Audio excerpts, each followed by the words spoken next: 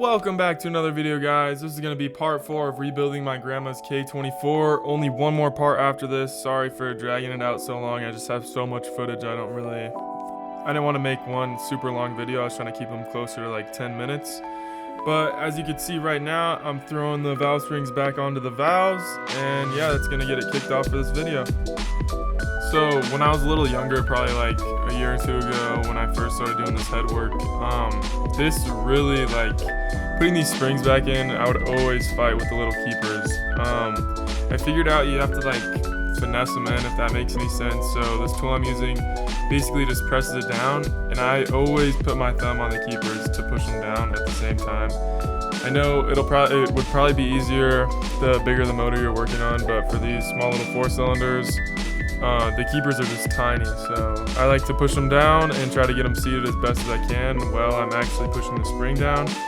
Usually I have pretty good luck now doing it. It still can be a pain sometimes, as you're seeing here. I'm still struggling, but yeah, if you are struggling, just keep practicing. It gets better, really. I thought this was the worst stuff in the world when I first started doing it, so.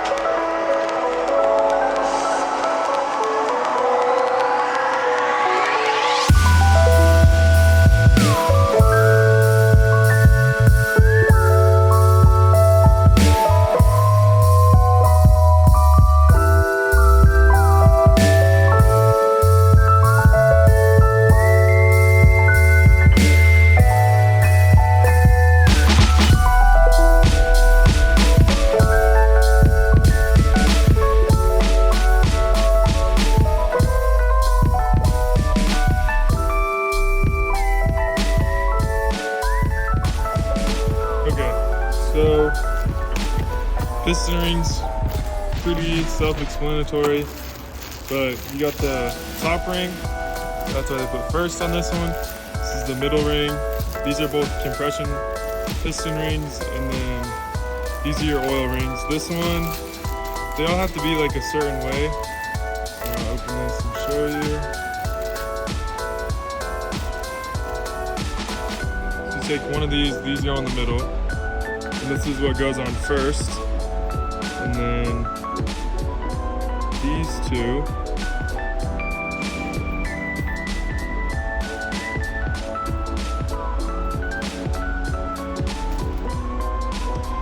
will surround this one.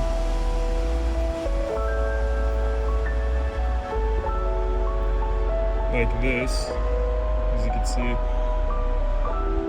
But the gaps have to be in certain spots as well. So for NPR,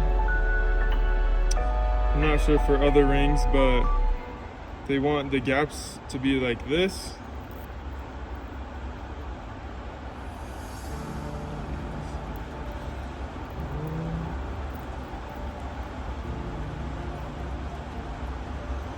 It's kind of hard to show you without it in the piston, but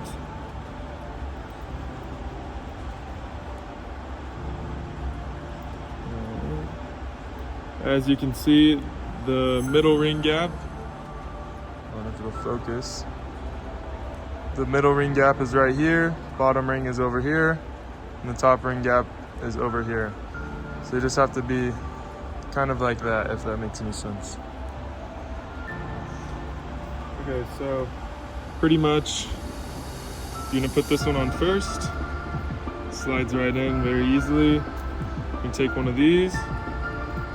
You're going to line it up with wherever that first gap is. Let's see, right here. I'm going to put this gap here. You can see there's one gap, there's the other gap, and then we'll put the top ring right here.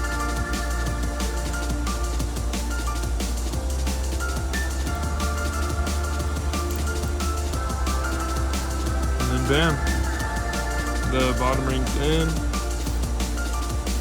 The other rings are pretty easy. You have to be really careful with the compression rings. The second one likes to break. That's the most fragile ring. So you just have to be really careful when you're putting them on. Also, these ones have a top and bottom. So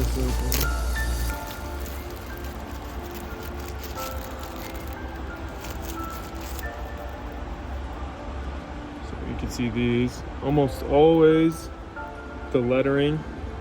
I don't know if you can see that. There's ends. These always point up. So what I'll do is I'll put the second ring on first, after the oil rings. And then you kind of just have to work it on there. Being careful. Putting it in its respected slot. Jeez. This one kind of got stuck. You can see these ones slide very easily. Before we put them in, I'll show you guys where these gaps have to be.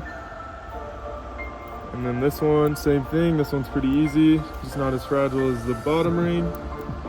The second ring, and bam. There you go. Here's your piston rings in. They should stick out quite a bit. That's how you know they're good. That's how you know it's gonna seal in the compression, or seal all the compression in. But yeah.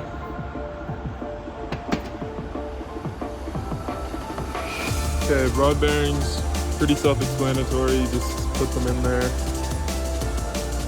I think the top and bottom, for King's rod bearings at least, are the same. Just give me 1 second. Pull the cap off. One thing to take note of though is, you see this mark right here and this mark, they always go on the same side. Just don't forget that. And then all you do to get them out, what I like to do is push on the opposite side of the mark and just slide right out.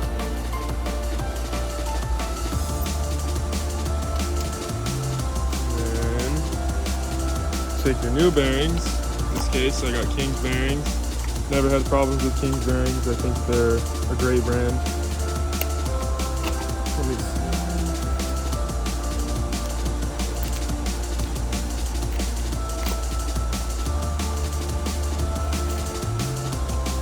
Check and make sure that they're all the same and there isn't a top and bottom.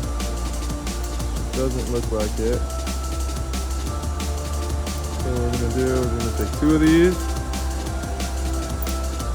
put one in the cap after we make sure there's no crud right there. And all you're gonna do is just push it into place. Push that one down. See, there's one new bearing in. Same thing for the top of the rod. Just wipe it out, make sure there's no crud. And line up that slot and just push it down.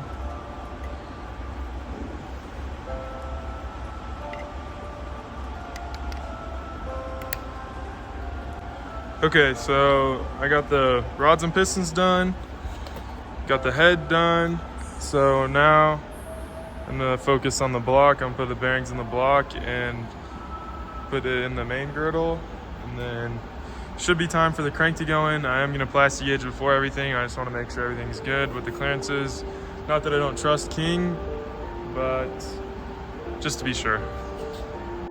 Okay, so I said the rod bearings were all the same. The main bearings are not the same. But it's really, really hard to mess up. So you can clearly see a difference between the top and bottom bearings. And there's a notch right here on the bottom bearings, whereas the top bearings have a notch right in the middle.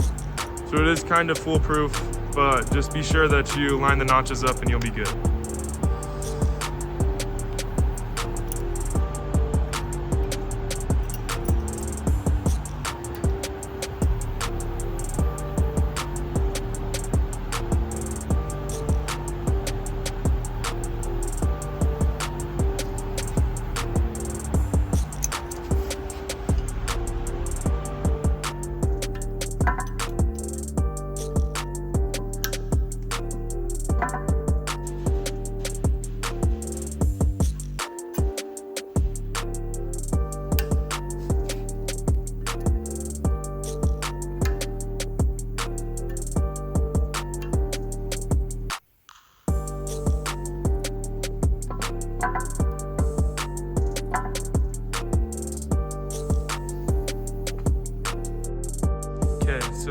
thing we're gonna do is plastic gauge.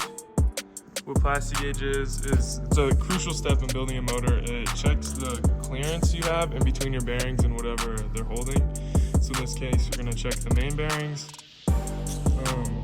All you do really is put a little piece of plastic on top of the bearings. You put the cap on, torque it all down, and then you take the cap off and you see how much the actual plastic has spread out.